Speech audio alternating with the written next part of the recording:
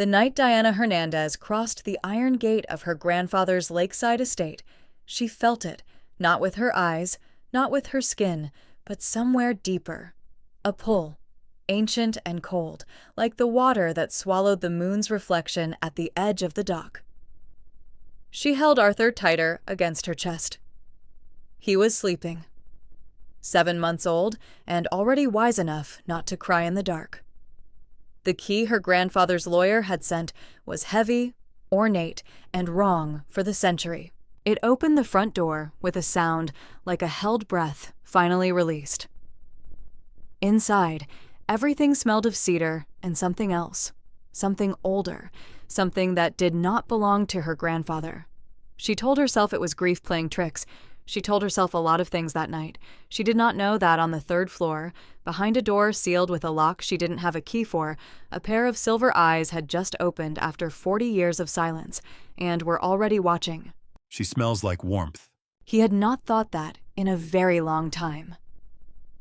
He pressed his hand flat against the cold stone wall and closed his eyes.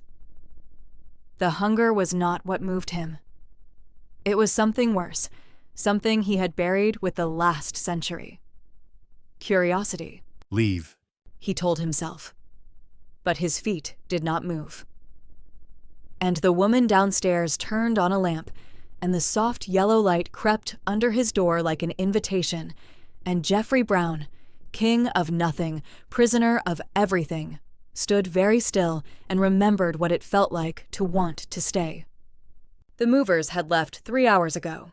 Diana Hernandez stood in the middle of what had once been her grandfather's living room, holding a cardboard box labeled kitchen, Misk against her hip, and stared at the walls like they owed her an explanation. They probably did.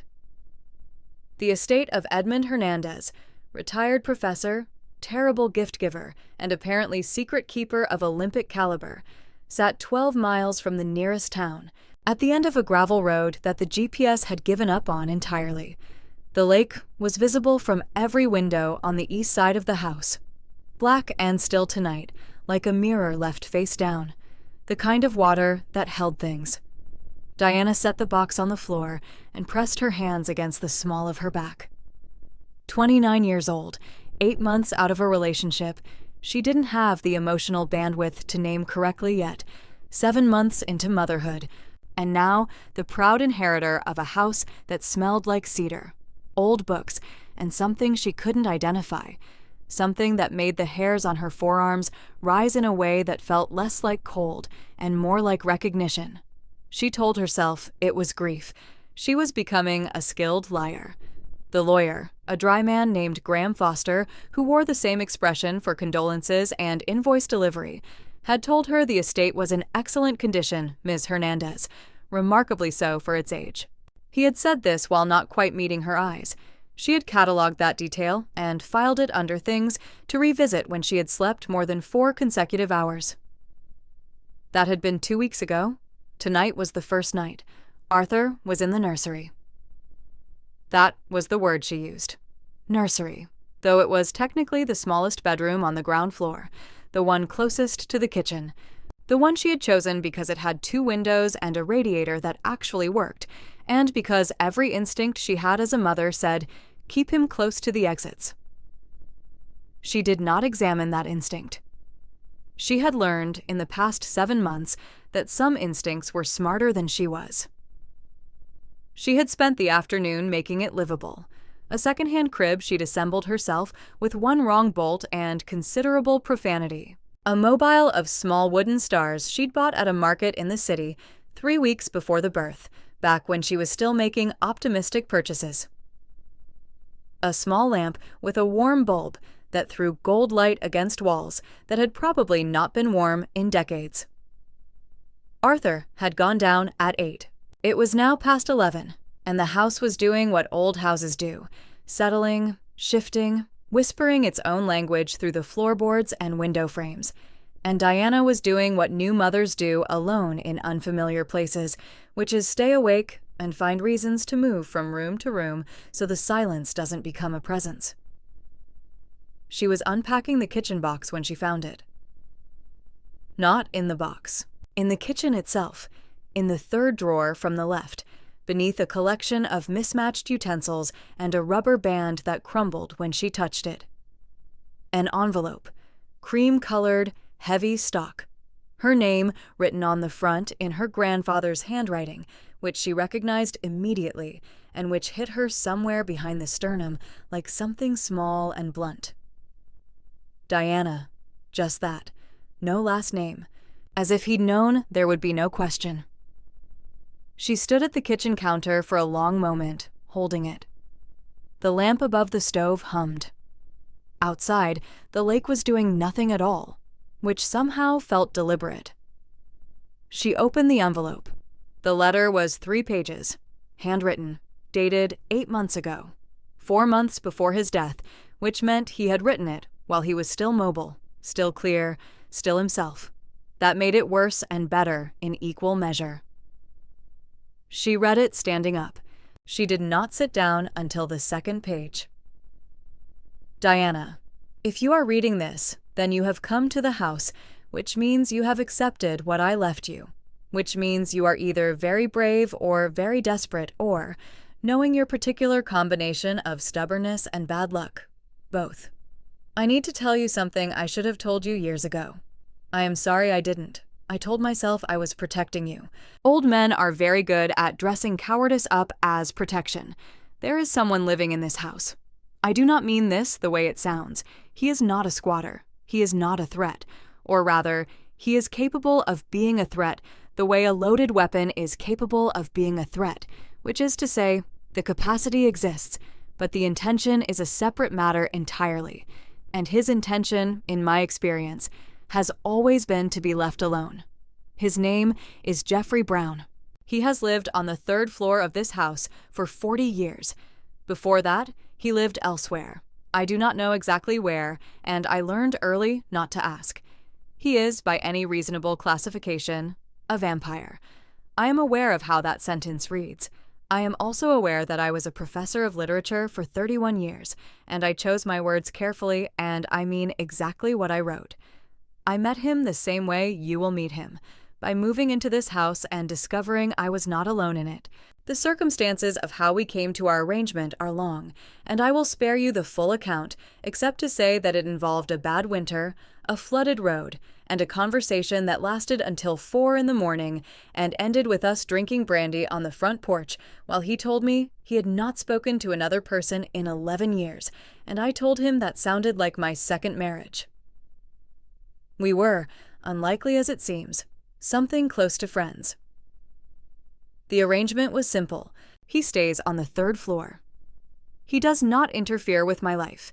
In return, I do not interfere with his. I do not sell the house or bring strangers to it without warning, and I leave him in peace. He is, and I say this having observed it for 4 decades, a man of his word. He kept his side with a consistency I found both reassuring and slightly humbling. I broke the arrangement by dying. I am sorry about that, Jeffrey, if you are somehow reading this. I did not do it on purpose. Diana, the house is yours. I am not asking you to maintain my arrangement. I am not asking you to do anything except walk into that house with your eyes open instead of discovering what I discovered the hard way, which involved a great deal of screaming on my part that I remain embarrassed about to this day. He will not hurt you. I believe this the way I believe anything, imperfectly, with evidence, and with full acknowledgement that I could be wrong. But in 40 years, he never gave me reason to doubt it, and that has to count for something. The 3rd floor is his. Everything else is yours. One more thing, he has been alone for a very long time, longer than 40 years. Much longer, though he never told me exactly how long. I think, and this is the speculation of an old man who read too much and observed people too closely, I think the solitude has cost him more than he will ever admit. He is proud, the way old things are proud. The way stone is proud, but stone can crack. Be patient with him if you can. He does not know what to do with kindness. Neither did I once. I love you. I'm sorry about the bad timing. I always did have the worst sense of occasion. Grandfather, Diana put the letter down on the kitchen counter. She picked it up again, read the third paragraph on page 2. Put it down. The refrigerator hummed. The lake did nothing. She looked at the ceiling, which told her nothing except that the plasterwork was original and well-maintained, which now felt like a detail with a different explanation than grandfather was a conscientious homeowner. Right. She said to no one. Okay. She folded the letter and put it back in the envelope.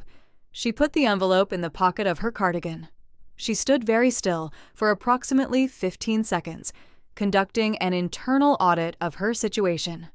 Single mother, new city, inherited house, 7-month-old son asleep in the room down the hall.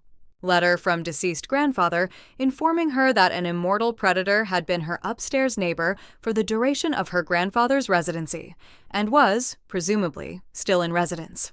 This is fine. She was, she reflected, going to need a much larger glass of wine. She found a bottle in one of the boxes she hadn't opened yet, a red she'd been saving for some future occasion that apparently was tonight, and poured a generous measure into a coffee mug because the wine glasses were in a different box, and she was not, she decided, going to stand on ceremony right now. She carried the mug to the hallway and stood at the bottom of the stairs, looking up. The staircase rose into darkness. The second-floor landing was visible. She'd turned on the light up there earlier, but the bulb had flickered twice and given up. Beyond the second floor, the stairs continued to the third, and the third floor was a place she had not been yet, because the single door at the top of those stairs had been locked and she had not had a key for it, and she had filed that detail next to Graham Foster's non-eye contact in her mental folder of things to revisit. She was revisiting it now. The house was quiet. Whatever lived on the third floor was quiet too. 40 years. She said it quietly to the stairs.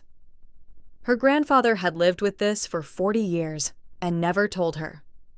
Had sat across from her at Christmas dinners and birthday lunches and the occasional Sunday phone call, and had known the entire time that there was a vampire in his attic. Actually, in her experience of her grandfather, meticulous, private, deeply amused by things he found privately funny, this tracked perfectly. It was almost comforting. It made the grief do something complicated, which was better than what it had been doing before. She heard Arthur. Not crying. Not yet. The small pre-cry sounds he made when he was cycling up toward fully awake, a sequence of grunts and sighs that she had learned to interpret with the fluency of a new language. She had approximately 90 seconds. She moved back down the hall to the nursery, mug still in hand, and pushed the door open with her shoulder. The lamp was on. The mobile turned slowly in a draft from somewhere. She would need to find where the draft was coming from. Add it to the list. Arthur was in the crib on his back, fists curled beside his head, face doing the complicated rearrangements that preceded either sleep or demands. She pulled the nursing chair close and settled into it, mug on the floor, and watched him. He subsided. Some internal negotiation completed, he exhaled and went still again, and his face smoothed into the particular blankness of deep infant sleep that she found both deeply reassuring and slightly eerie, like a screen gone dark. She sat in the chair and did not go back to the kitchen. The nursery was warm, the radiator ticked, the mobile turned. Outside the 2 east-facing windows, the lake was a dark presence beyond the glass, not quite visible and not quite not. She took the letter out of her pocket and read it again. He has been alone for a very long time. She thought about what that meant, not the abstraction of it. She was too tired for abstractions, but the specific texture of it. 40 years in the same rooms. More than 40. Her grandfather had not known exactly how long. 100 years? 200? Living in the same third floor, while the world outside changed and changed and changed, and nothing inside those rooms did. She thought about what that would do to a person. She looked at Arthur. 7 months old, and already she could see the person he was becoming, the particular stubbornness of his chin, the way he observed things with an attention that seemed too focused for someone who had been alive less than a year. He would become someone. He would change. That was the miracle and the terror of him, that he was already in motion, already becoming. What would it mean to stop? Don't romanticize it. She told herself. She was a woman who had read enough to know what happened when women romanticized the monster. She had a library science degree and a very thorough understanding of the Gothic tradition, and she was not going to be the woman who looked at isolation and called it depth.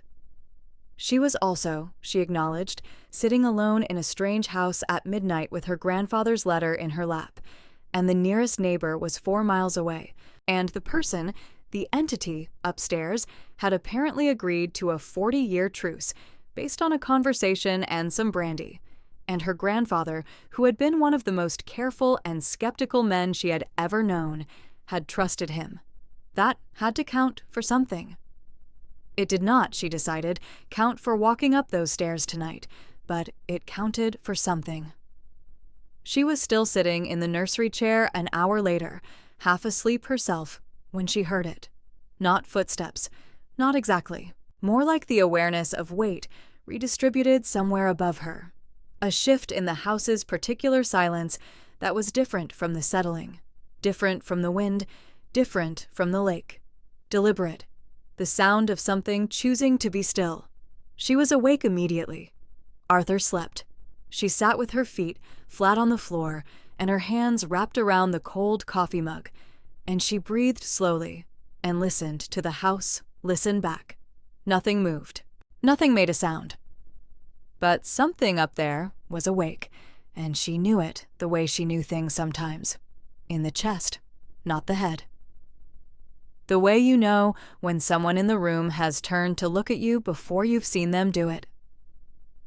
She looked at the ceiling. I know you're up there. She said it quietly. Arthur didn't stir. The silence held. She wasn't sure what she expected.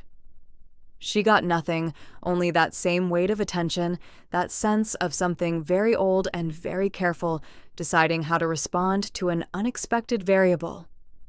And then, so quiet she almost convinced herself she imagined it, the sound of a single footstep. Moving away from the floorboards above her, retreating. She let out a breath she hadn't been fully aware of holding. Okay, then. She settled back into the chair. Arthur breathed. The mobile turned. The lake was dark beyond the window, and the house settled into its own particular brand of silence. Different now, somehow. More inhabited. Less empty. She did not know if that was better.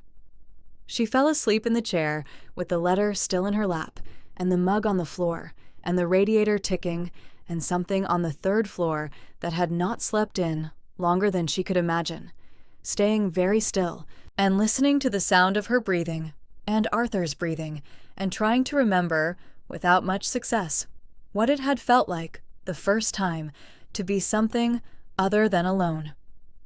On the 3rd floor, behind the locked door, Jeffrey Brown stood with his back against the wall, and his eyes closed and his hands pressed flat to the stone on either side of him like he needed the cold to hold him in place. The woman had read the letter. He had heard the paper, heard her heartbeat change as she read, the small catches, the steadying, the thing that was not quite crying but was adjacent to it. The old man had told her. He had not expected that. Edmund Hernandez had been, in Jeffrey's experience, a man who hoarded his secrets with the cheerful greed of someone who simply enjoyed knowing more than other people. He had not expected the letter. He had not expected her to read it aloud to the ceiling, or to sit in that nursery for 2 hours, or to address the floor above her directly in a voice that was tired and wry and completely unafraid. He had not expected the child. The child was an unexpected variable. The child's heartbeat was the most ordinary thing in the house, fast and uncomplicated and entirely indifferent to predators and history and 40-year arrangements, and something about it made the space behind Jeffrey's ribs feel strange in a way he did not examine. He had retreated from the floorboards because standing there felt suddenly like something he wasn't entitled to. She knew he was here now. Everything else was still unknown. What she would do, what she would want. Whether she would take the letter and its information and decide that an estate, however inherited, was not worth this particular complication. Whether she would be on the phone to Graham Foster by morning, asking about the terms of sale. He should want her to leave. He pressed his hands harder against the stone. He should want her to leave. And instead he was standing here in the dark, listening to the rhythm of a stranger's sleep and cataloging, with the precision of someone who had spent a century noticing what he was not supposed to want. The exact quality of warmth in her voice, when she'd said, "I know you're up there," not fear, not performance, just acknowledgement, the kind a person offered to another person. He had not been offered that in a long time. The lamp in the nursery threw its warm light under the door and through the floorboards, and he stood in the dark above it and thought, with the particular resignation of someone who recognizes a turning point but cannot yet see where it turns. She is going to be a problem. Outside, the lake held its silence. The house held its breath. And Diana Hernandez slept in a nursery chair with a letter from a dead man in her lap, entirely unaware that 40 years of careful solitude had just developed, for the first time, a crack. The first thing Diana learned about the house was that it had a particular quality of silence between 3 and 5 in the morning. Not the silence of emptiness, the silence of things holding still on purpose. She had been awake since 4. Arthur had woken at 3:40 with the specific urgency of a person who has decided that sleeping is finished and would like the world to acknowledge this. And Diana had lifted him from the crib with the mechanical competence of someone who has stopped expecting to sleep through the night and has reorganized her entire personality around that fact. She had changed him, resettled him against her shoulder, walked the slow circuit of the nursery twice. And then, when it became clear that he was not going back down, and she was not going back down, and the house was going to be awake whether it wanted to or not, she had carried him to the kitchen. It was 5:05 when she got the coffee started. She moved through the kitchen with the careful quiet of someone who had learned not to trust unfamiliar spaces, opening cabinets slowly, testing drawers, cataloging the geography of a kitchen that had belonged to someone else for 40 years and would take time to become hers. Her grandfather's coffee tin was still in the upper left cabinet. She used it. It felt like the right thing to do. Arthur went into the bouncer she'd set on the floor beside the kitchen table. He was a sociable baby in the mornings, one of his more bewildering qualities, given that his mother was not. And he settled into the bouncer with the satisfied air of someone who had arrived at a party and was pleased with the turnout. He looked at the ceiling. He looked at the window. He looked at Diana with the expression he used when he was compiling information. Don't look at me like that. I don't know what's happening either. The coffee maker breathed and gurgled. Outside, the kitchen windows showed the lake in that particular pre-dawn state that was less darkness and more the absence of color. Everything gray and silver and uncertain, the water barely distinguishable from the sky above it. It was the kind of light that made the world feel unfinished, like someone had started painting it and walked away. She was leaning against the counter, watching it, mug in both hands, when she heard the stairs. Not the settling of the house sound, not the creak of old wood adjusting to temperature. Footsteps, deliberate, evenly spaced, descending from somewhere above, with the unhurried cadence of something that has nowhere urgent to be, and has not had anywhere urgent to be, for a very long time. They stopped at the bottom of the main staircase. Then, after a pause that lasted exactly long enough for Diana to set her mug down very carefully on the counter and turn to face the kitchen doorway, they continued, down the hall, toward the kitchen, and then they stopped again. She looked at the doorway. He looked at her. The first thing she registered was the height. Not in a way she could have articulated quickly. It was less a measurement than an impression. the way certain presences restructure a room simply by entering it. He filled the kitchen doorway without crowding it, one hand resting against the frame with a looseness that suggested he'd stopped himself mid-motion when he saw her, that whatever had brought him down the stairs had not included the calculation of finding someone already here. The second thing she registered was the hair. Long. White. Not gray, not silver. Genuinely white. The kind of white that had nothing to do with age in the conventional sense and everything to do with something she didn't have a name for yet. It fell past his shoulders and he wore it loose, which combined with the jaw and the cheekbones and the particular quality of his stillness gave him an appearance that her brain, working quickly and with limited data, filed under historically inconvenient and moved on. He was wearing a dark shirt with the sleeves pushed to the elbows. That detail was so ordinary that it briefly shorted out several of her higher functions. He had silver eyes. She had not expected silver eyes. She did not know what she had expected. Probably not silver eyes at 5 a.m. in her grandfather's kitchen while she was wearing socks with a small hole in the left toe. Neither of them spoke. Arthur looked at Jeffrey. Jeffrey looked at Arthur. Arthur, who had not yet developed the social instinct that tells humans to look away from things that might eat them, looked back with the focused, evaluative attention of a person conducting a serious assessment. His expression was not fear. His expression was the one he used when he was deciding whether something was interesting. He decided it was interesting.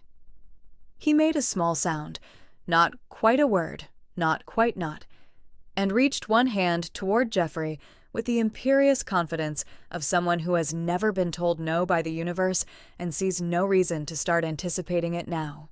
The silence stretched.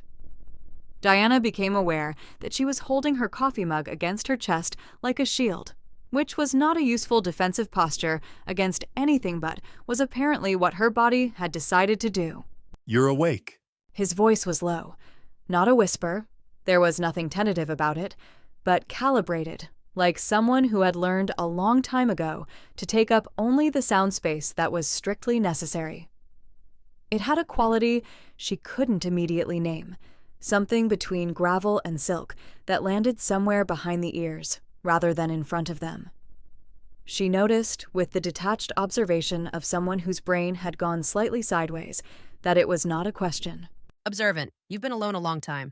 She did not know where that came from. Sleep deprivation, probably. She watched him process it, a small shift somewhere around his eyes, something recalibrating. Your grandfather usually slept until 7. My grandfather didn't have Arthur. She looked down at her son, who was still holding his hand out toward the doorway, with the patience of someone who has time and knows it. He does this. Don't feel obligated. I don't feel obligated to anything.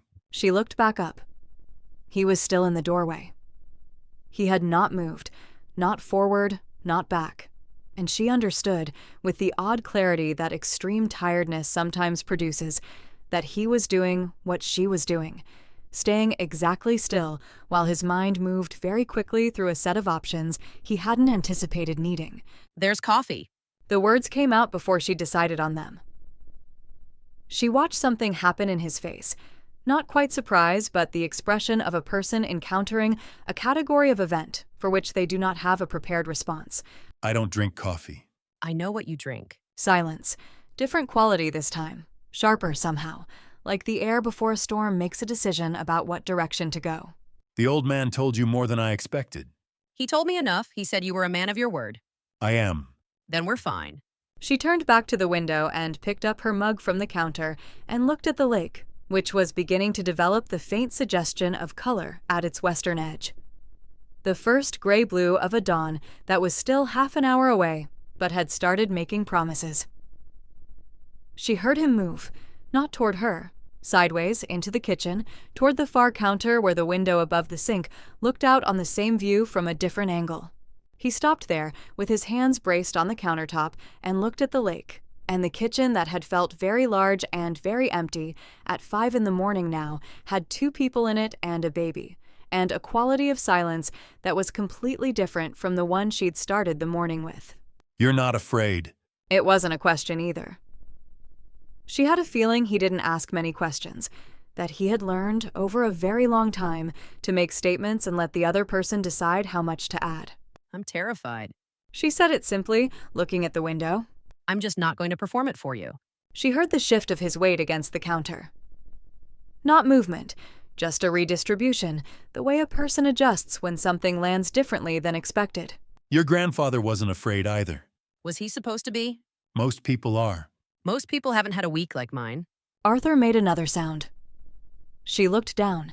He had abandoned his campaign to get Jeffrey's attention and had found his own foot, which was apparently more immediately rewarding, and was now involved in a private investigation of his own toes with the concentration of a scholar. His name is Arthur. She said it to the window, not quite to Jeffrey, not quite not. He's 7 months. He doesn't have a sense of self-preservation yet. If he reaches for you again, you're allowed to ignore it. I won't take it personally. He's not afraid either. He's not afraid of anything. It's a problem I'm choosing to deal with later. She felt, rather than heard, the thing that happened in him then. Not a sound, not a movement, something smaller and more interior than either. The shift of something that has been held in a certain position for a very long time, encountering a small and unexpected pressure. She did not look at him. She had the instinct, clear and practical, that looking at him directly right now would be the conversational equivalent of moving too fast near something wild. Not dangerous, exactly, but enough to make it retreat, and she did not want him to retreat. She didn't examine why. She filed it under things to revisit later with everything else. The dawn came slowly, the way it did this far from the city, without the mediation of streetlights or buildings or the ambient evidence of other people living. The lake went from silver to pale gold in gradations that were almost imperceptible until suddenly they weren't, and the kitchen went from gray to warm without either of them remarking on it.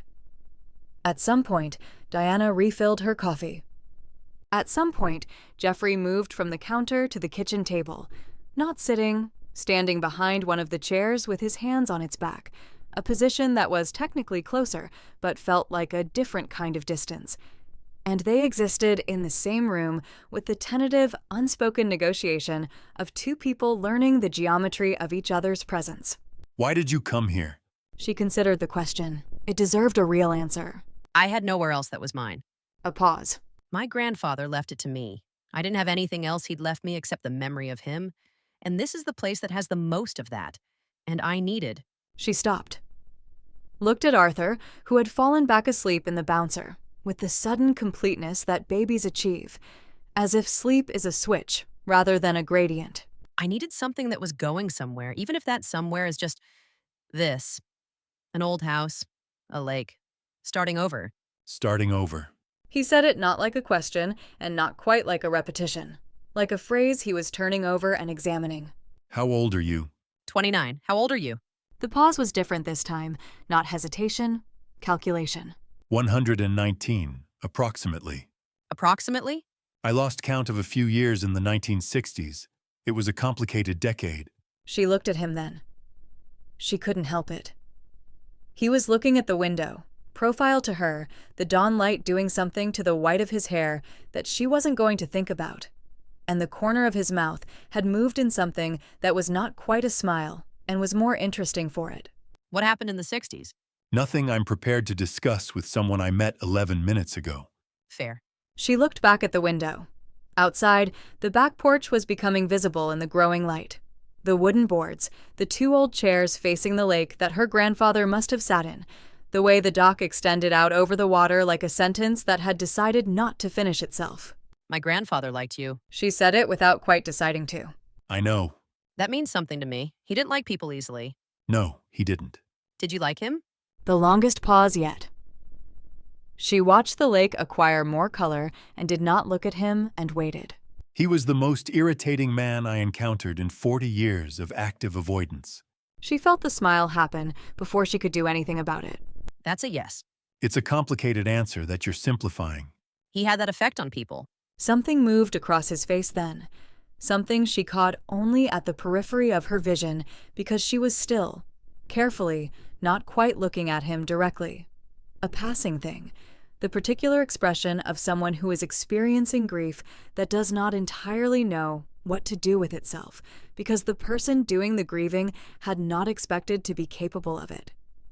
She had seen that expression before. She had seen it in mirrors for the past 4 months. She did not say anything about it. Some things don't need naming to be understood. He left before 6. Not abruptly.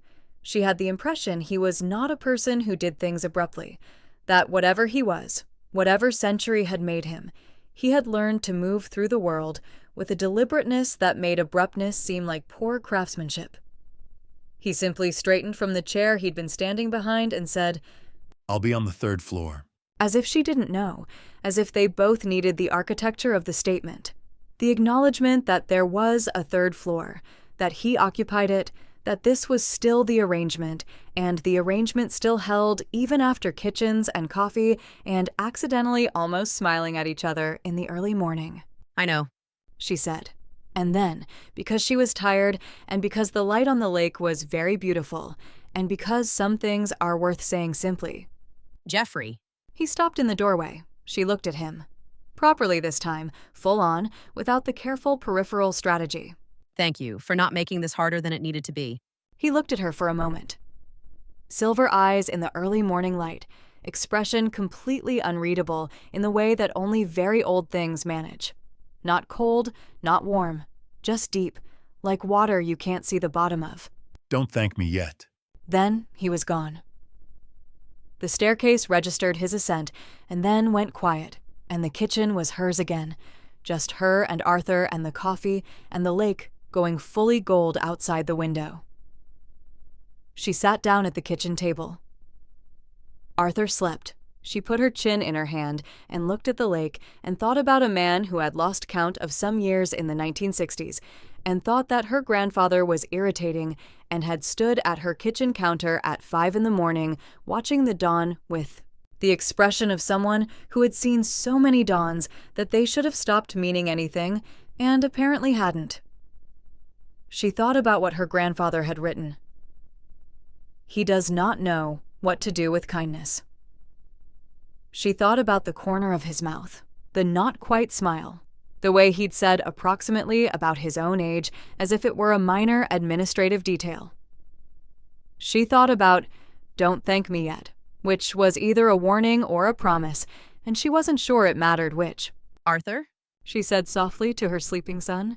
I think we're going to stay. Arthur did not respond, being asleep and 7 months old and untroubled by decisions that weren't his to make.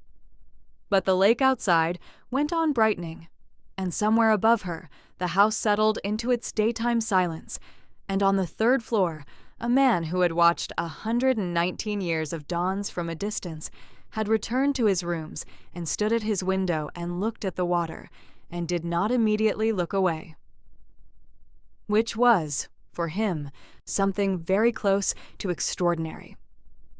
That evening, Diana found a second key on the kitchen counter. Brass. Old. She had not put it there. There was no note. She held it for a long time, turning it in her fingers, and then she put it in her pocket, next to where her grandfather's letter still lived. And she thought, with the particular quality of certainty that arrives not like a revelation, but like something you've known for a while, finally agreeing to be acknowledged, that whatever was beginning in this house, between the woman who had arrived with nothing but her son and her stubbornness and a grief she was still learning the shape of, and the man who had been alone for longer than she could fully imagine, whatever it was, it had already begun. And neither of them, she suspected, had any idea what to do about that. The town of Caldwell Ferry had exactly one grocery store, one diner, one pharmacy that also sold fishing supplies and birthday cards, and the particular quality of attention that small places develop when they have been watching the same horizon for long enough to notice when something on it changes. Diana noticed it the moment she parked. Not hostility, nothing so legible. It was subtler than that. The way 2 women talking outside the pharmacy paused mid-sentence when she got out of the car, the way the pause lasted a beat too long before they resumed, the way one of them didn't quite stop looking. The way the man sweeping the sidewalk in front of the hardware store tracked her with his eyes without moving his head. The way someone inside the diner shifted at the window. She had Arthur in the carrier against her chest and her grandfather's canvas shopping bags over one shoulder, and she had not slept more than 4 consecutive hours in 7 months, and she did not, she decided, have the bandwidth for whatever this was. She put her shoulders back and walked into the grocery store.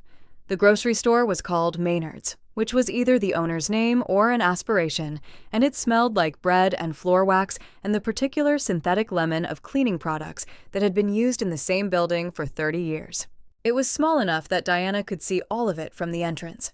4 aisles, a produce section against the left wall, a deli counter at the back, staffed by a teenager who looked up when she came in and then looked away, with a speed that suggested training.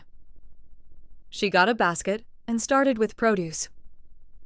Arthur rode against her sternum in the carrier, with his hands clasped and his eyes moving over everything with the methodical interest of a scholar in a new archive. He was a good shopping companion. He didn't have opinions about brands yet.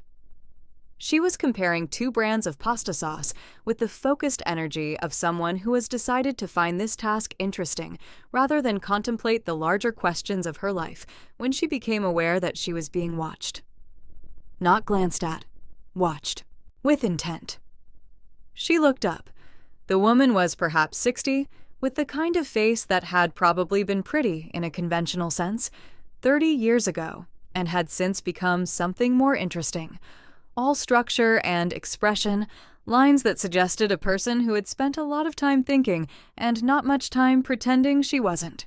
She had gray hair cut practically short, and she was wearing a green coat that was too warm for the weather, and she was looking at Diana with an expression Diana couldn't immediately classify. Not hostile, not friendly. Something more complicated than either. Recognition. The woman pushed her cart forward until she was one reasonable distance from Diana. Close enough to speak quietly, far enough to maintain the fiction of coincidence, and looked at Arthur and then back at Diana. The woman spoke, and her voice was the kind that had given instructions for a very long time and had gotten good at making them sound like observations. Nora Gallagher introduced herself the way people do in small towns when they have decided the introduction is a formality, and the real conversation has already begun. Name. Then the information she'd clearly come to deliver. She said she'd known Edmund Hernandez. Said it the way people say things they want to seem casual about. Said she was sorry for Diana's loss, which was genuine. Diana could tell. Grief recognizes grief, and there was something real in Nora Gallagher's eyes when she said the old man's name. Then she said, she supposed Diana had found the house in order. Diana said yes. Nora said she supposed Diana had found the house fully occupied. Diana went very still. Arthur, sensing the shift in her breathing, looked up at her face. I'm not sure what you mean. She said it evenly. Nora Gallagher looked at her with an expression that said clearly she knew exactly what Diana meant and appreciated the caution even if it was unnecessary. Nora said that Edmund had been a good neighbor. Said that Caldwell Ferry had understood, over the years, that the Hernandez estate was a particular kind of place, the kind that required a certain discretion from the town, and that the town had provided it, and that Edmund had been grateful for it, and that she hoped Diana understood the nature of what she'd inherited. I'm beginning to... Nora looked at her for a moment. Something in the assessment shifted, recalibrated. She nodded once, the way someone nods when they've decided a person will do. Then she said, quietly, while studying a can of tomatoes she had no apparent intention of buying, that the town had kept its silence for 40 years because Edmund had asked them to, and because what lived on the 3rd floor of that house had never, in living memory or the memory before living memory, caused harm to anyone in Caldwell Ferry, and they intended to keep that understanding intact. She said, "We'd appreciate it if you did the same." Diana looked at her, a woman in a green coat in a small grocery store in a town that had been keeping a vampire's secret for longer than Diana had been alive, asking her, with the particular courtesy of someone who is also issuing a warning, to be careful with what she'd walked into. I have a 7-month-old son. She said. Because it was the most important true thing. I don't have any interest in making trouble. I have an interest in raising my kid in a place that's safe and figuring out what I'm doing next. That's the complete list. Nora Gallagher looked at Arthur. Arthur looked at Nora Gallagher. Some negotiation passed between them that Diana was not entirely party to. Then Nora said that Edmund used to say the boy on the third floor had more honor than anyone he'd met with a functioning pulse, and that she'd always thought that was probably true, and that she hoped Diana would give herself time to find out. She put the tomatoes in her cart and moved away down the aisle with the unhurried confidence of someone who has said exactly what they meant and requires no follow-up. Diana stood holding her basket in the pasta aisle of Maynard's grocery for a moment that was either very short or very long, depending on how you measured it. Arthur patted her collarbone. Yeah. She said to him, Me too. She drove back to the estate in a silence that was doing a great deal of internal work. The road unwound through pine trees and then the long, flat approach to the lake, and the house appeared at the end of it the way it always did now. Present in a way she hadn't expected a building to be, as if it had opinions about being approached. The iron gate stood open. She'd left it open. She still couldn't decide if that was optimism or just forgetting. She got Arthur inside, got the groceries inside, got Arthur into the bouncer in the kitchen while she put things away, and she did all of it with the systematic efficiency of someone who is deferring a decision by staying busy. Then she stood in the kitchen with her hands flat on the counter and looked at the ceiling. He was up there. He was always up there during the day. She had learned, in the 4 days since she'd arrived, the grammar of his presence, the way the house knew where he was, the way silence pulled differently on the third floor than anywhere else, the way she'd started locating him by instinct, the way you learn to locate a sound you've stopped consciously hearing. She looked at the ceiling for a moment.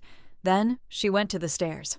The staircase in the Hernandez estate was the kind of architecture that made you feel watched by the house itself.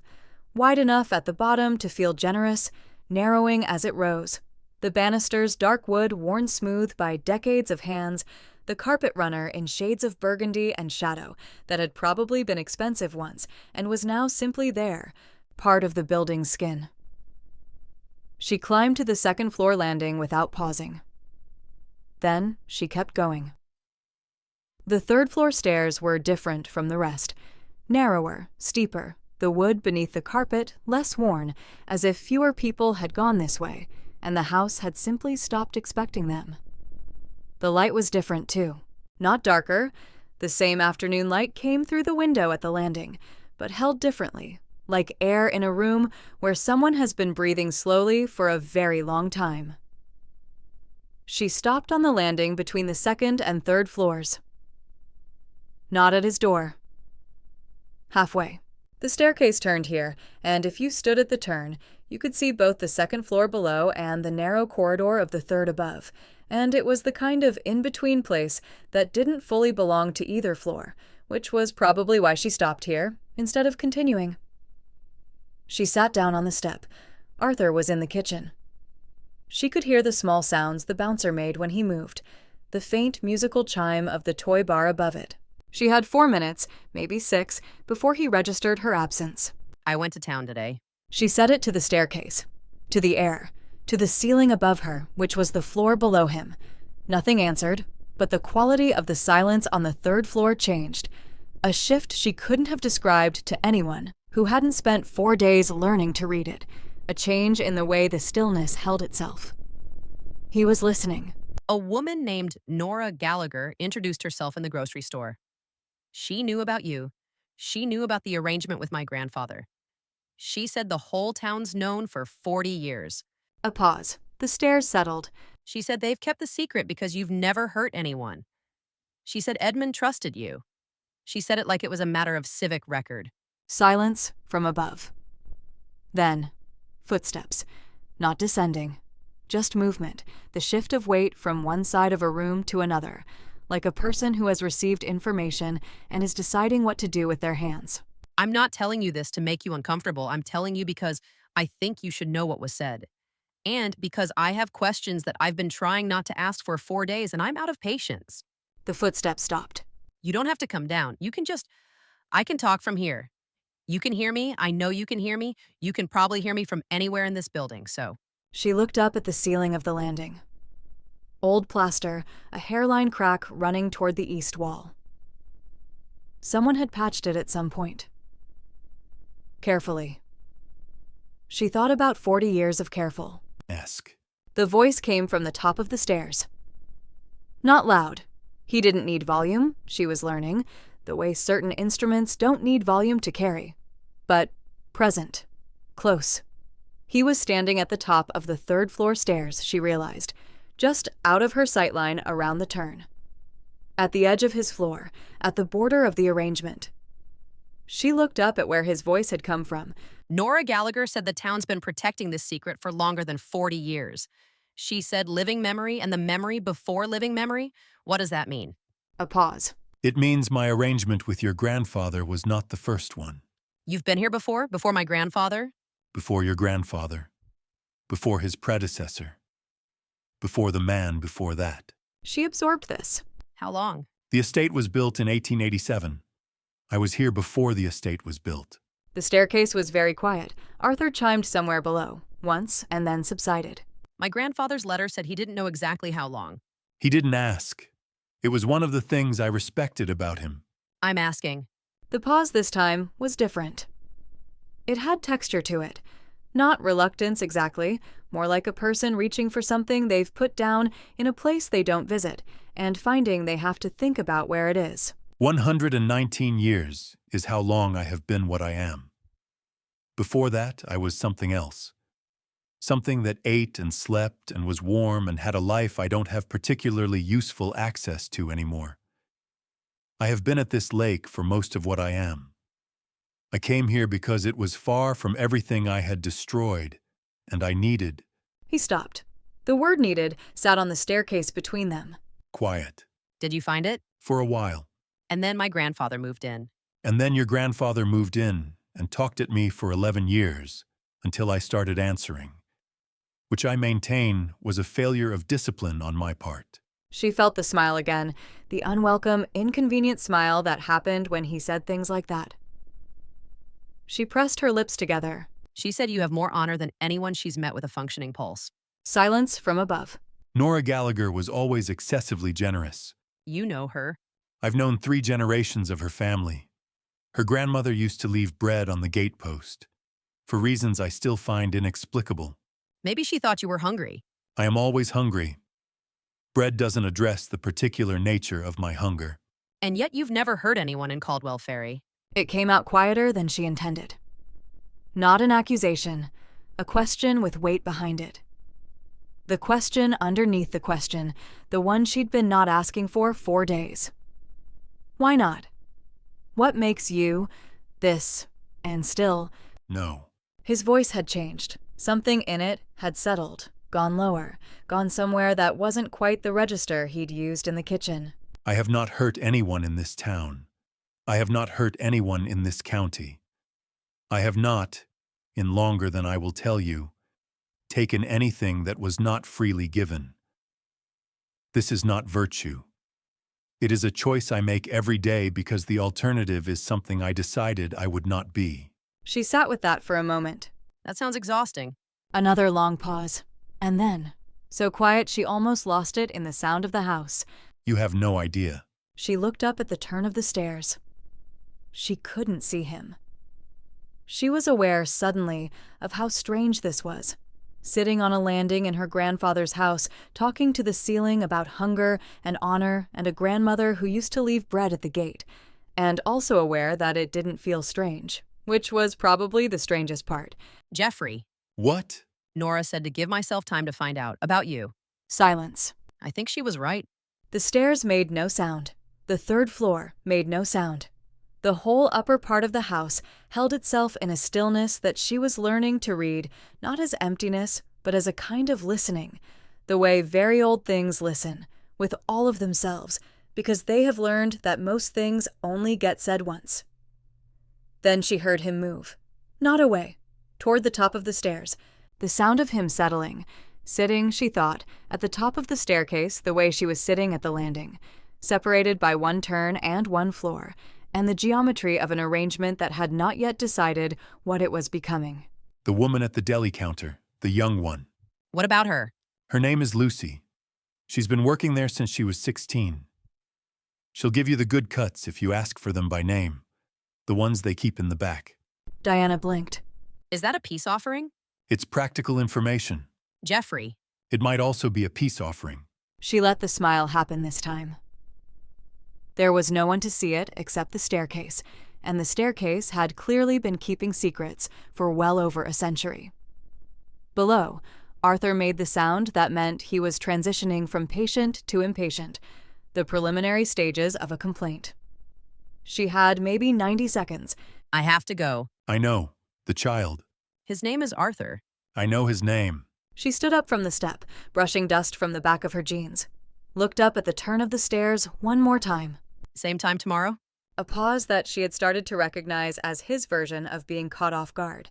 The fractional delay of someone recalibrating. I'm on the 3rd floor. I know where you are. She went back down the stairs.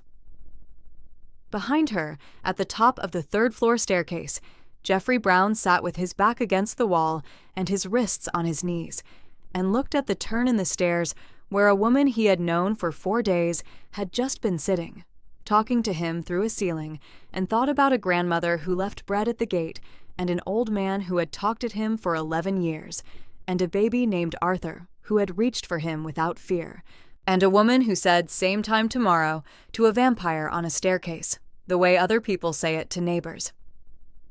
He thought about the town that had kept his secret for longer than most of its residents had been alive. He thought about, I think she was right.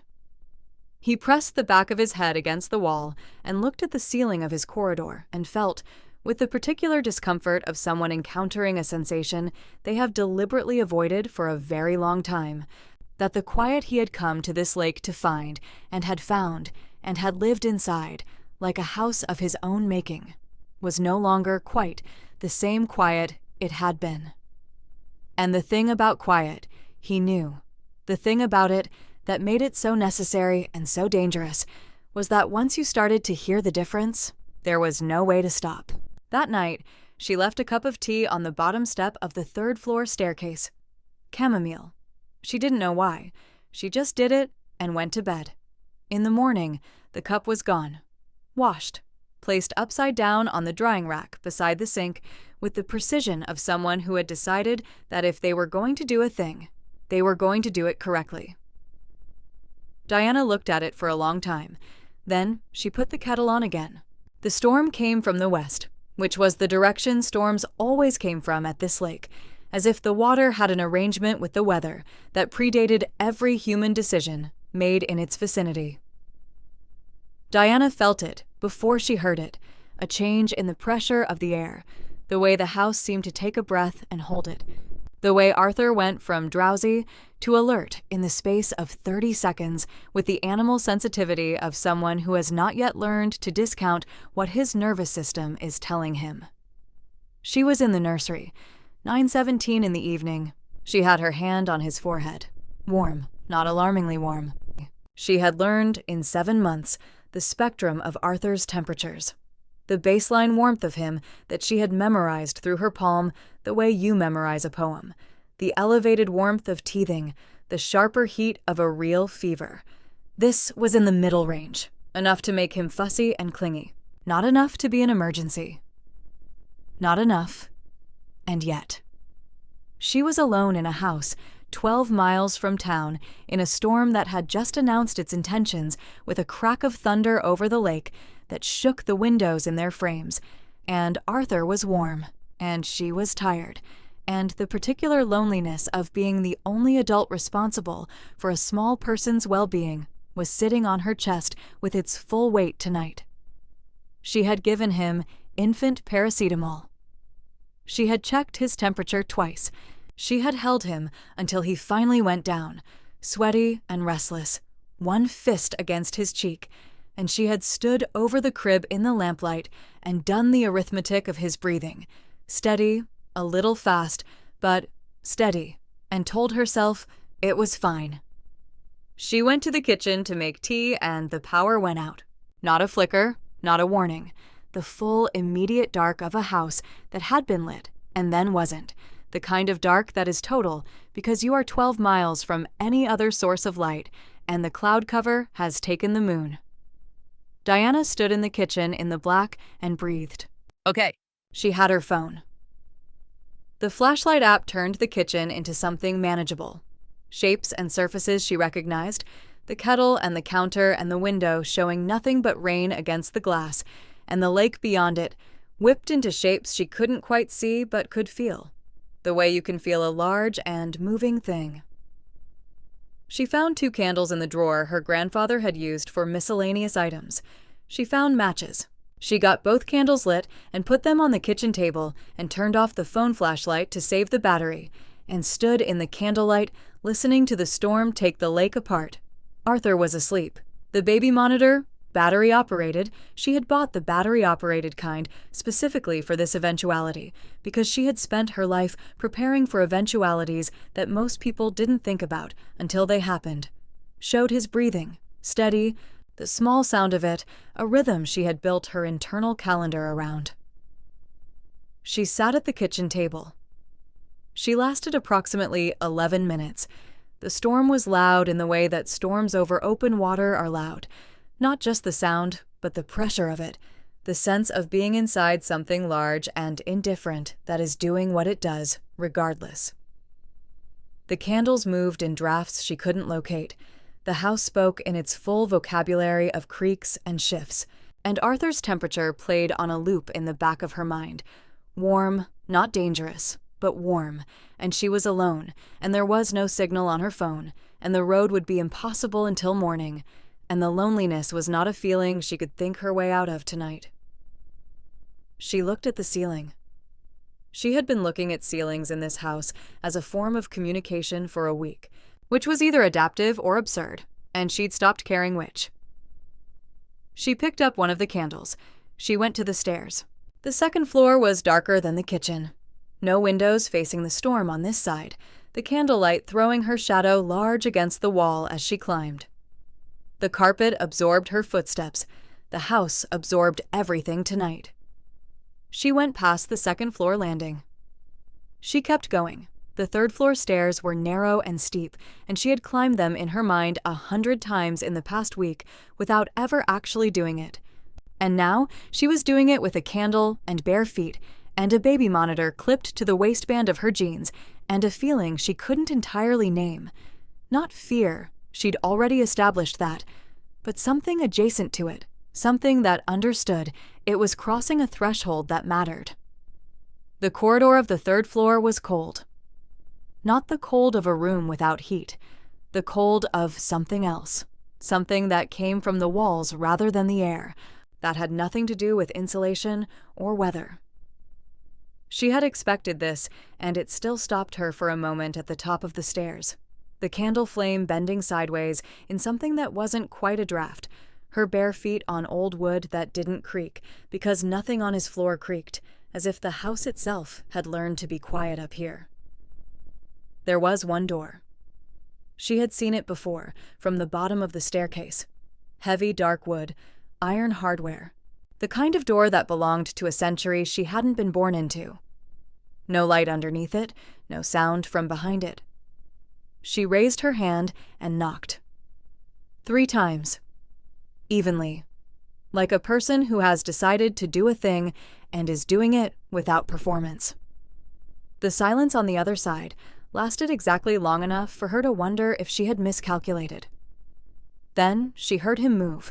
The door opened and Jeffrey Brown stood in the frame of it and looked at her, and for a moment neither of them said anything. He was in the same dark shirt with the sleeves pushed up. His hair was loose.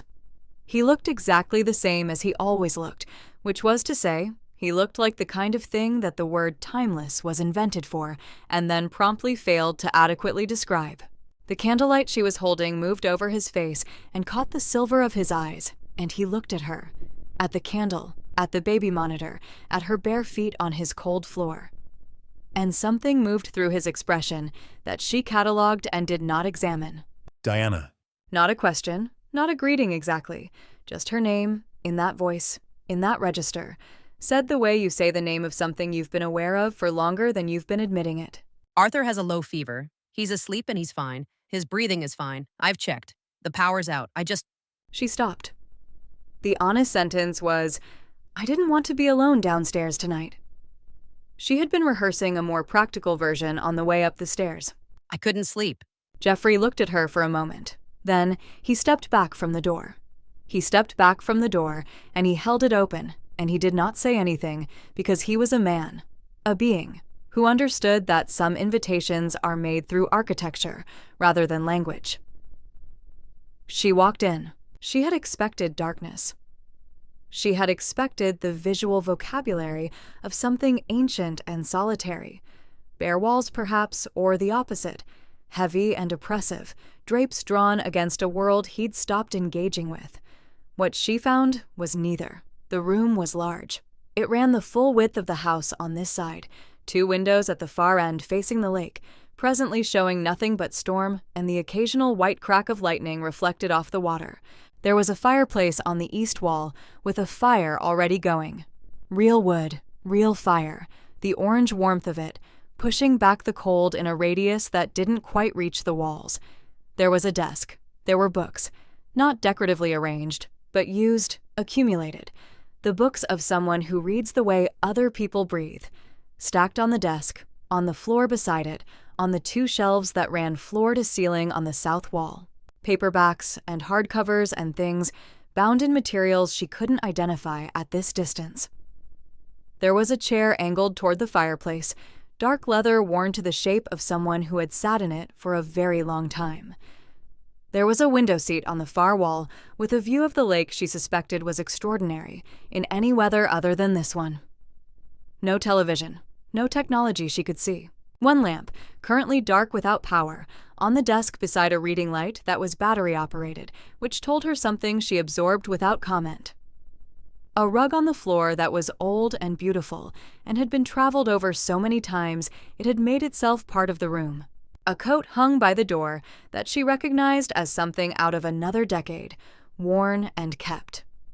It looked like the study of someone who had decided what they needed and had arranged their world accordingly, and had not needed to change the arrangement in a very long time. It looked, she thought, with something she didn't have a name for yet. It looked inhabited. Genuinely inhabited. Not the museum stillness she'd been half expecting, but the particular disorder of a mind that was active and had a lot of room to put things. She stood in the middle of it and looked. You're staring. I'm taking it in. The distinction being... Intent. She turned slowly. He was by the door, which he'd closed. Not pointedly, just closed, the way you close a door against a storm, and watching her with the expression she'd come to think of as his default. Unreadable, in the way that very deep water is unreadable. Not because it's hiding something, but because the thing it contains is simply too large to see from the surface. You have a Borges. She was looking at the bookshelf, 2nd shelf from the top. Several. 1st edition? Of the ones I got when they were published, yes. She looked at him. He looked back. You met Borges. He was difficult to talk to, and I mean that as the highest possible compliment. She turned back to the bookshelf because she needed somewhere to put her eyes that wasn't his face in firelight. My grandfather never told me this room existed. He described you, the arrangement, who you were, but he didn't tell me about the room. He never came up here. Never? Our arrangement was clear. 3rd floor is mine. And yet here I am. She set it to the bookshelf. Behind her, he moved. Toward the fireplace, she thought, the shift in warmth confirming it, the faint change in the room's atmosphere that she had learned to track the way you track weather. Here you are. She turned from the books and moved toward the fireplace because the cold was real and the fire was not, and she stood with her palms out toward it and felt the warmth against her hands. He was standing at the far edge of the fireplace. Not close, but not far. Arthur's okay. She said it again. For her own benefit, she thought, more than his. I know he's okay. I've checked 4 times. You needed to not be alone with it.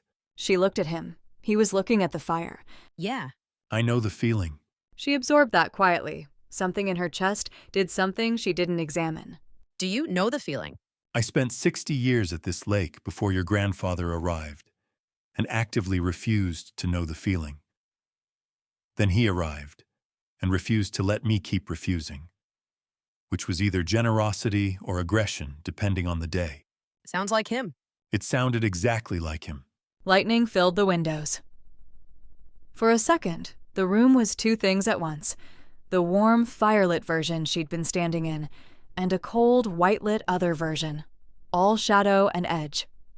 And then the thunder came, and the firelit version returned, and the storm continued to do what it was doing to the lake. Arthur's monitor gave a small sound, not distress, the sound he made when he shifted in sleep, the brief vocal punctuation of an unconscious complaint. And she looked at it automatically, and then the rhythm resumed, steady and real, and she breathed. He makes that sound when he turns over.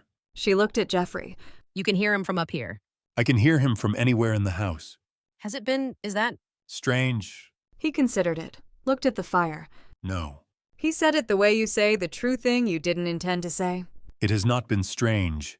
It has been the opposite of strange, which I'm aware is not a useful answer. Familiar. Don't. Don't what? Don't name it yet. It's easier if you don't name it. She looked at him. He was still looking at the fire. His jaw was set in the way she'd come to recognize, the particular tension of someone holding something in that wants to move. Okay. She said, quietly. I won't name it. The fire moved. The storm moved.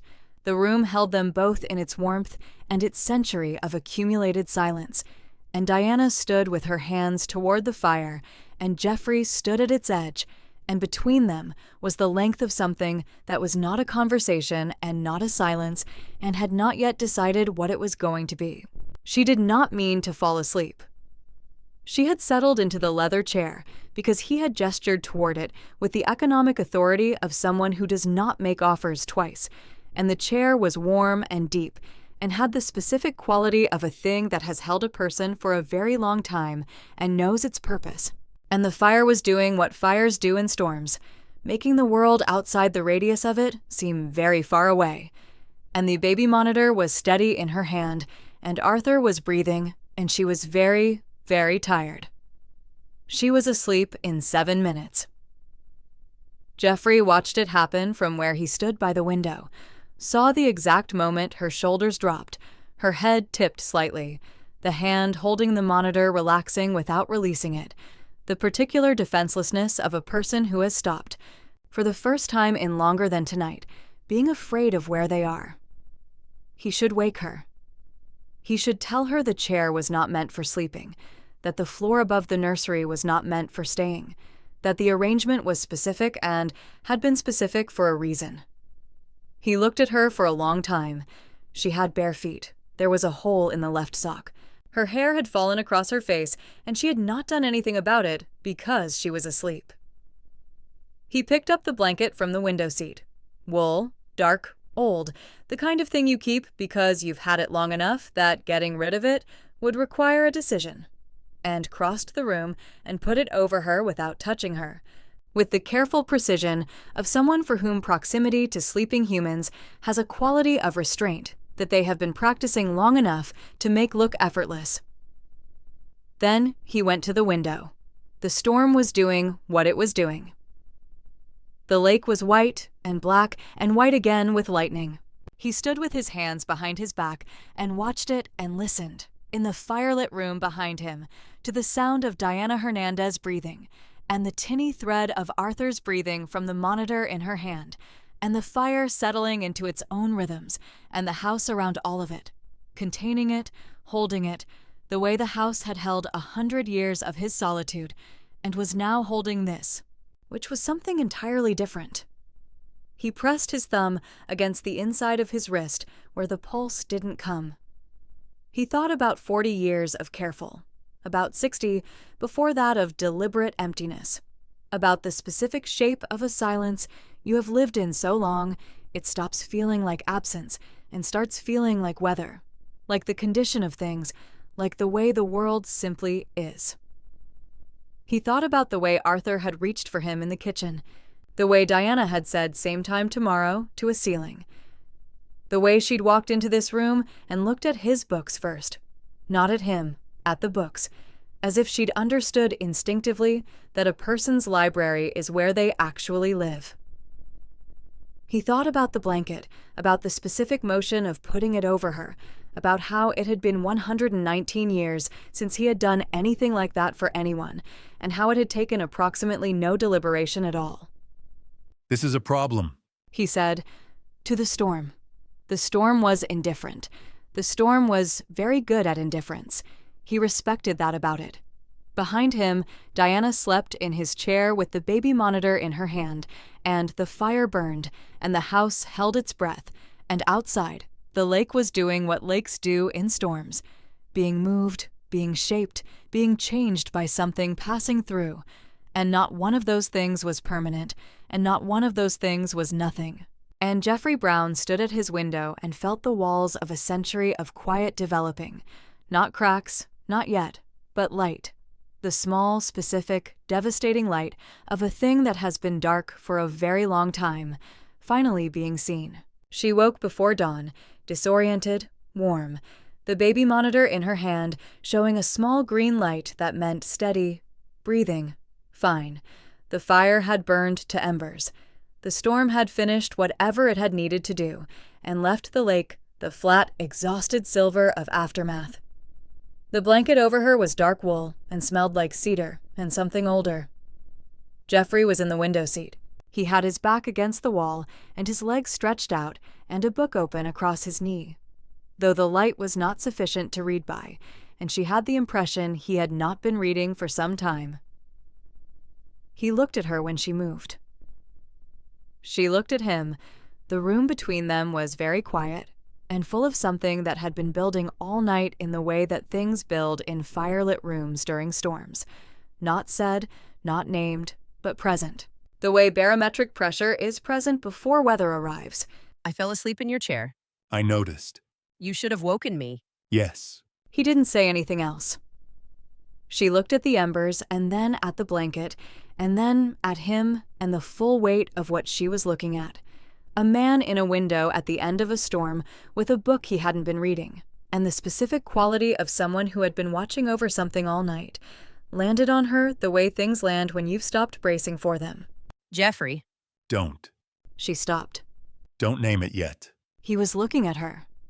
Silver eyes in the gray pre-dawn light, expression doing nothing she could fully read, voice low and certain, and asking her for something she understood. She nodded. She stood. She folded the blanket because it felt like the right thing to do and placed it on the arm of the chair. She picked up the candle, long since burned out, and the monitor. She looked at him one more time. Same time tomorrow. It wasn't a question. His jaw moved, the not-quite smile, the one she'd been cataloging, the one she suspected very few people in 119 years had seen, appeared at the corner of his mouth and disappeared before it could be called anything. I'm on the 3rd floor. I know where you are. She went to the door, opened it. The cold of the corridor met her, and she stepped into it, and she did not look back, because she was learning, slowly, imperfectly, with the particular stubbornness of someone who reads the Gothic tradition and knows exactly what looking back costs. She was learning that some thresholds are easier to cross if you cross them all the way. She went down the stairs. In the chair she had left, the blanket held the shape of her. The embers held the last of their heat. And Jeffrey Brown remained in the window seat, with the lake going silver, and knew outside, and a book on his knee that he had not read a single word of all night, and he sat very still, and he let himself want, carefully, dangerously, with the full knowledge of what wanting had cost him before. He let himself want her to come back. It had been 3 weeks since the storm. 3 weeks since she had fallen asleep in his chair and woken to find him in the window with a book he hadn't been reading, and a blanket folded over her that smelled like cedar, and something older than anything she owned. 3 weeks since she had said same time tomorrow and meant it, and he had said, I'm on the 3rd floor, and meant something else entirely. In those 3 weeks, the house had become something she hadn't expected it to become. Home. Not the abstract version. Not home as destination or inheritance or practical solution to the problem of having nowhere else to be. Home in the specific, embodied sense, the way her feet knew the kitchen floor now, knew where the board near the refrigerator creaked, and how to avoid it at night so Arthur could sleep. The way she knew which window latch needed lifting slightly before turning. The way she had started keeping her grandfather's coffee tin and her own tea side by side in the upper left cabinet without deciding to. The way that small shared geography of the cabinet had made her chest do something she couldn't name. The way the staircase had stopped feeling like a border and started feeling like a hallway. She and Jeffrey had developed, in those 3 weeks, a vocabulary without a name for it. The nightly cup of tea on the bottom step of his staircase, gone and washed by morning. The conversations on the landing, her sitting, him at the top, the turn of the staircase between them functioning as a kind of neutral territory, a place that belonged to neither floor, and therefore to both. The way he had started offering information unprompted. Small things, practical things, things about the house and the town and the lake that became, in the accumulation of them, something much larger than information. The way she had started responding in kind, telling him things about her day, about Arthur, about the particular quality of the afternoon light on the water that she'd noticed from the nursery window, and how he always listened with the full attention of someone who has learned that most things only get said once. She had not named any of it, she had promised not to, but the thing about unnamed things is that they do not stay unnamed indefinitely. They accumulate, they develop weight. And at some point, the weight becomes the conversation itself, whether you choose to have it or not. She had been choosing not to for 3 weeks. Tonight, she chose differently. Arthur went down at 7:30, which was early and therefore suspicious, and Diana stood over his crib in the lamplight and looked at him and understood that the universe had just removed her last legitimate reason to defer. He slept with his fists curled and his face perfectly smooth, and the mobile turning above him in the draft that still came from somewhere she still hadn't located and had stopped trying to locate because it had become part of the room's character. His fever was 3 weeks gone. He was growing. She could see it, the almost imperceptible daily lengthening of him, the way his face was changing by increments into the face of a person who would eventually have opinions and preferences, and a life she couldn't entirely protect him from. He was becoming. She had been thinking about becoming a great deal lately. She went to the kitchen and did not make tea. She stood at the counter and looked at her own hands for a moment. The particular human hands of a 29-year-old woman, faint calluses from the move and the boxes and the months of carrying a child, the small scar on her left thumb from a kitchen accident at 23. The way skin moves over bone when she flexed her fingers, all of it temporary. All of it already in the slow process of changing in a direction that only went one way. She looked at her hands for a long time, then she went to the stairs. She knocked the way she always knocked now, 3 times evenly. The knock of someone who has made a decision and is announcing it rather than requesting permission. He opened the door within seconds, which meant he had heard her on the stairs, which he always did, which she had stopped pretending she didn't know. He looked at her. She looked at him. I need to talk to you. She said it the way you say it, when you mean the real version. Not the practical conversations of the landing, not the information exchange of kitchen mornings, but the underneath thing. The thing that had been building pressure for 3 weeks and had finally found its moment. Something moved in his face. Recognition, she thought. He had known this was coming. He was, she had learned, very good at knowing things were coming. It was one of the side effects of having watched the world long enough to understand its patterns. He had been waiting for this, the way you wait for a storm you can smell on the horizon. Not with hope, not with dread, but with the patient resignation of something that knows weather is weather and eventually arrives. He stepped back. She walked in. The fire was already lit. She was starting to understand that it was always lit, that the fireplace on the east wall of his room was the one constant of his domestic life, the thing he maintained with the consistency of someone who needs one reliable source of warmth in a body that does not produce it naturally. She sat on the floor in front of it.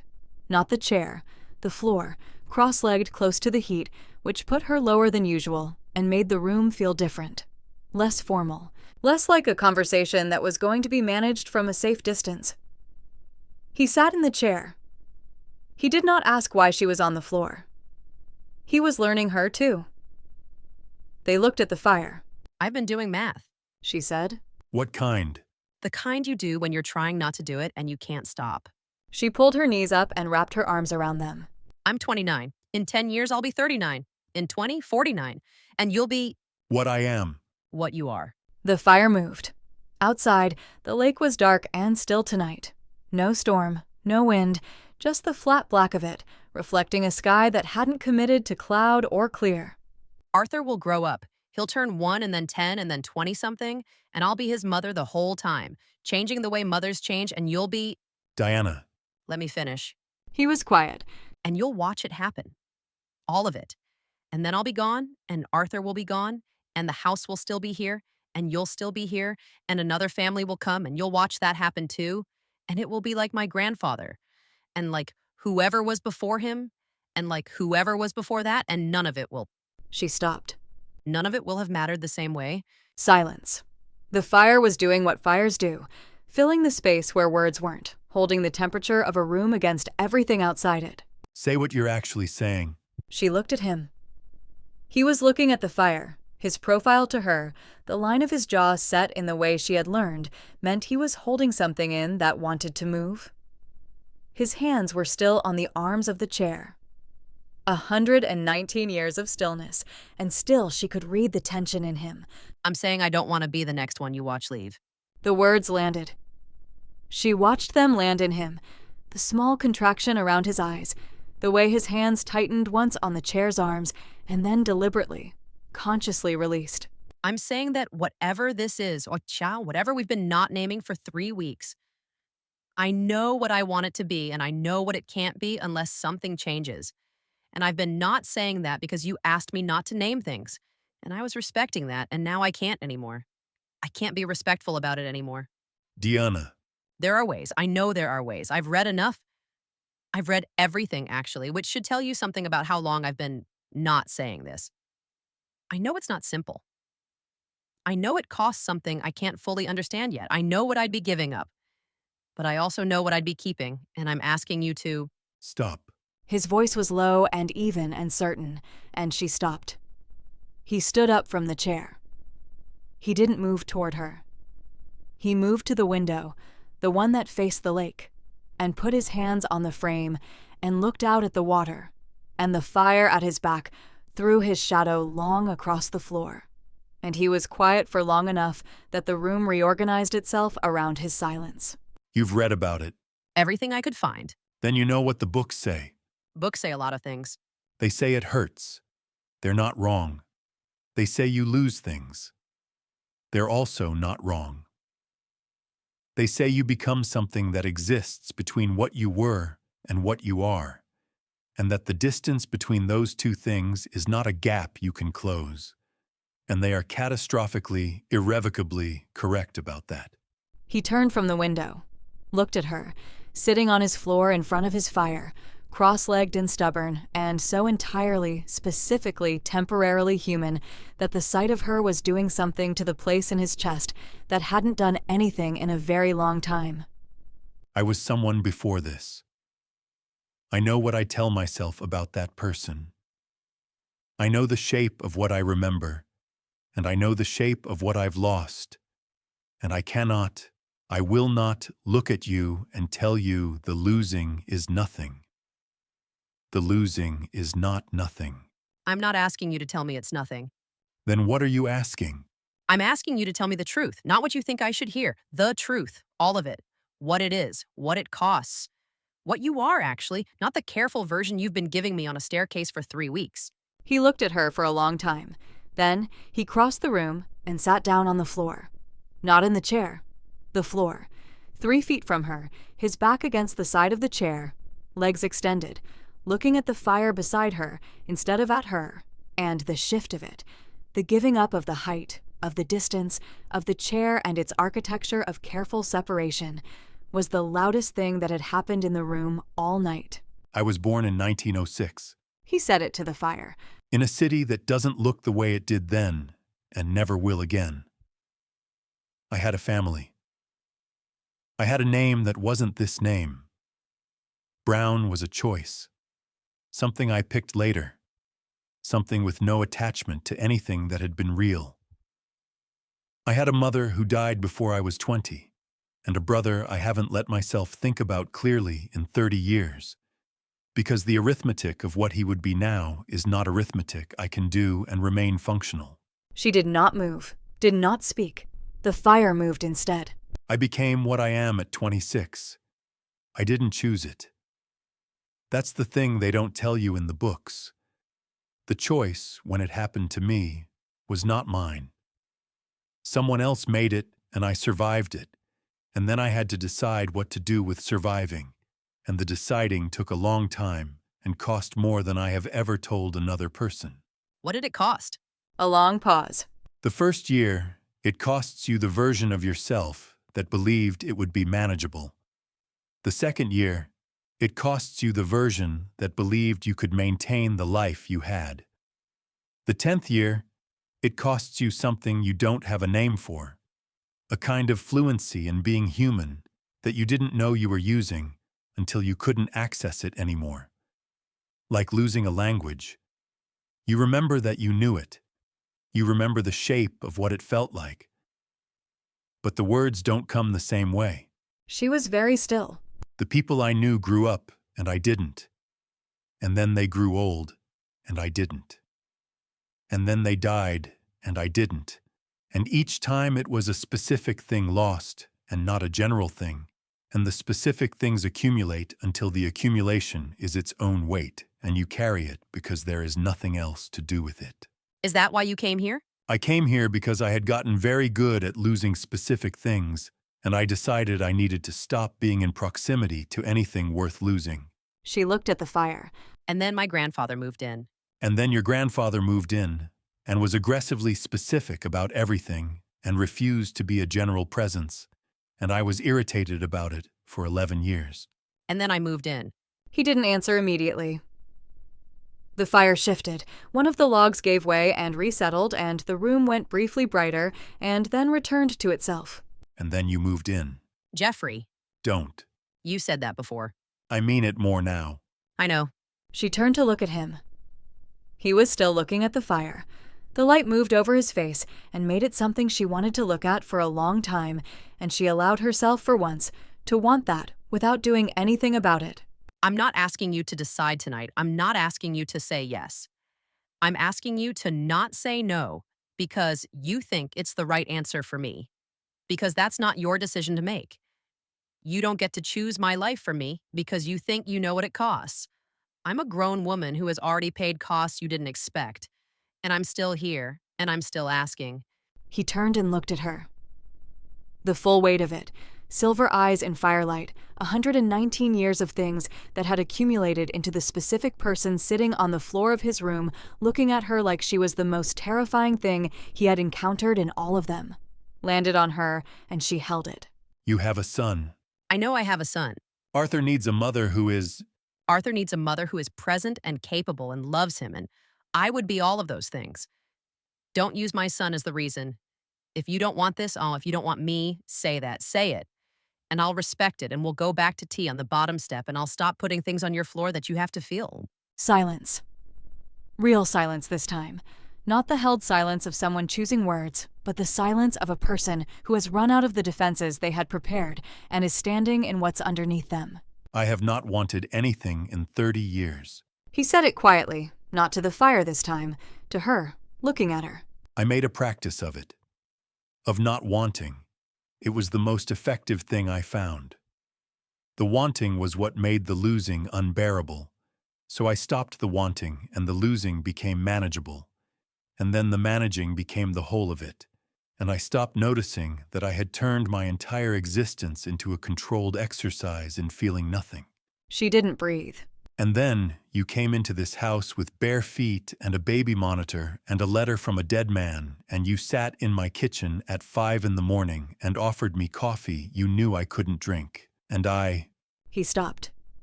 His jaw tightened. The 119 years of practiced stillness had found their limit, and she watched it find it in real time. Watched the thing he'd been holding back for 3 weeks reach the edge of what holding could contain.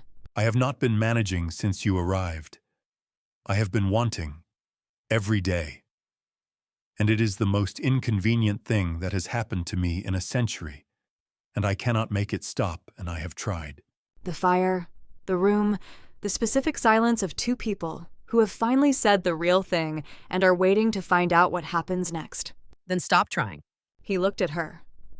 She looked back. 3 feet of floor between them and 119 years, and her 39 human ones, and Arthur asleep downstairs and her grandfather's letter still in the pocket of the cardigan she'd been wearing when she found it, because she had never taken it out, because some things you keep on your person, because putting them down feels like losing them. She reached across the 3 feet of floor. She put her hand over his. He went completely still. The absolute stillness of something that has been touched unexpectedly after a very long time of not being touched. The particular quality of a person holding themselves in place against every instinct that's telling them to move. She did not move her hand. He looked at it.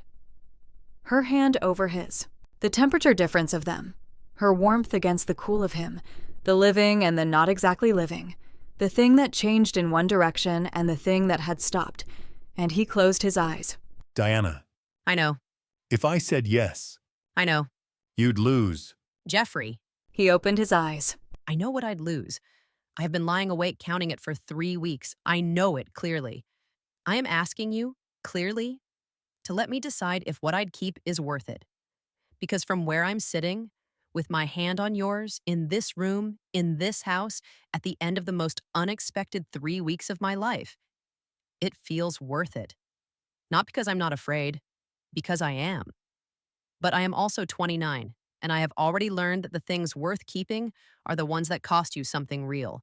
The fire, the room, him, the longest pause she had ever waited through.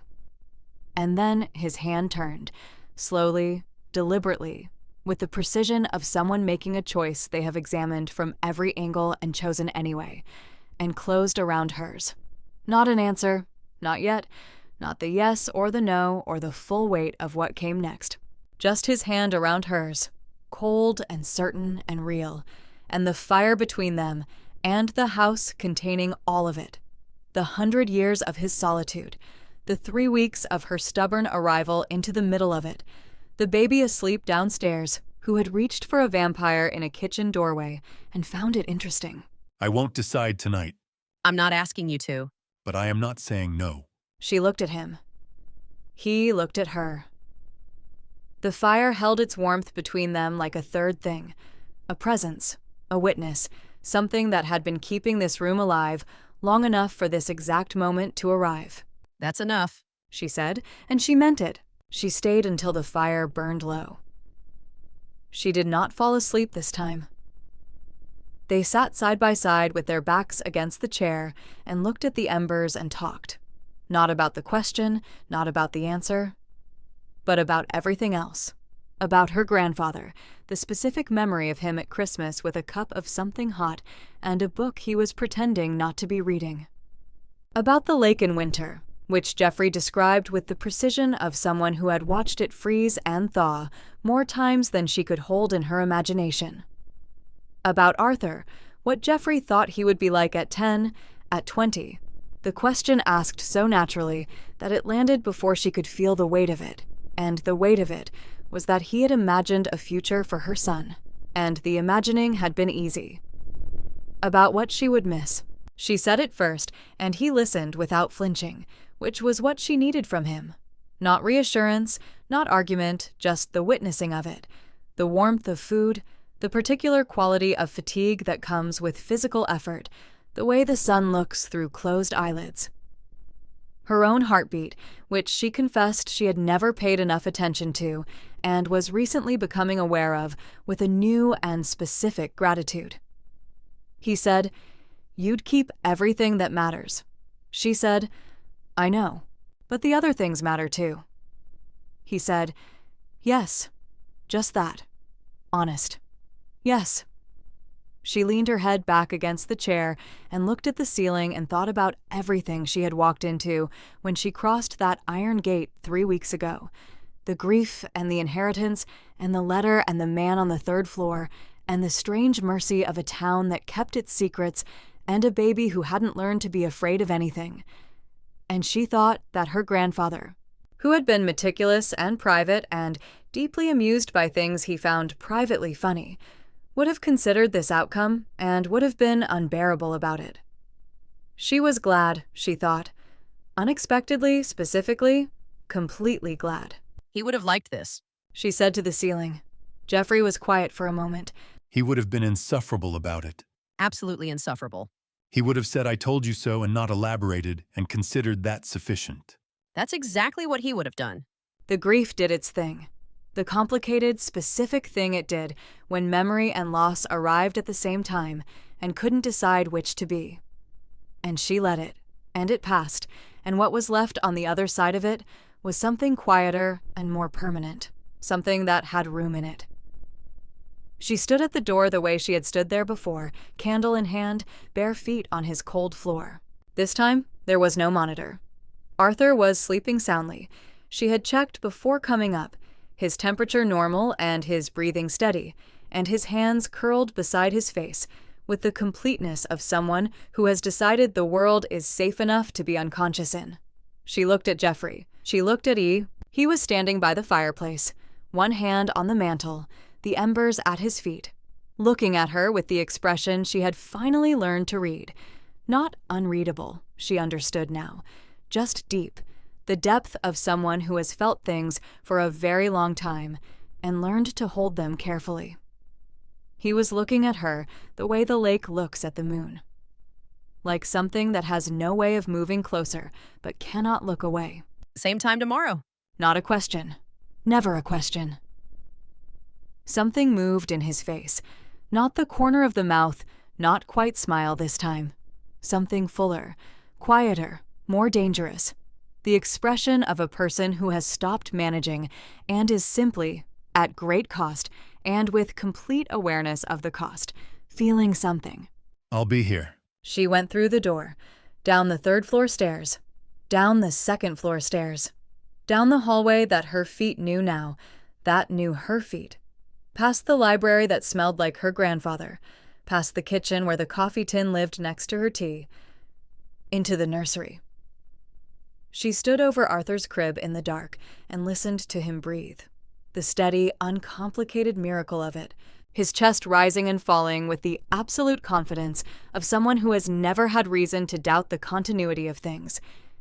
And she put her hand on her own chest, felt the beat of it, thought about what it meant to be this, right now, in this body, in this house, at the edge of a question she had asked and not yet received an answer to. She thought it was the most alive she had felt in years. She thought, whatever I choose, let me choose it clearly. Let me choose it with my eyes open and my hands steady and the full knowledge of what I'm walking toward.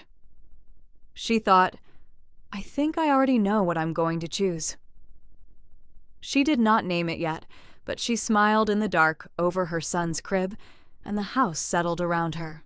And 3 floors above, a man who had stopped wanting things was standing at a window that faced the lake and pressing his hand against his chest where the heartbeat used to be, and remembering, for the first time in 30 years, why silence that has company in it feels entirely different from silence alone.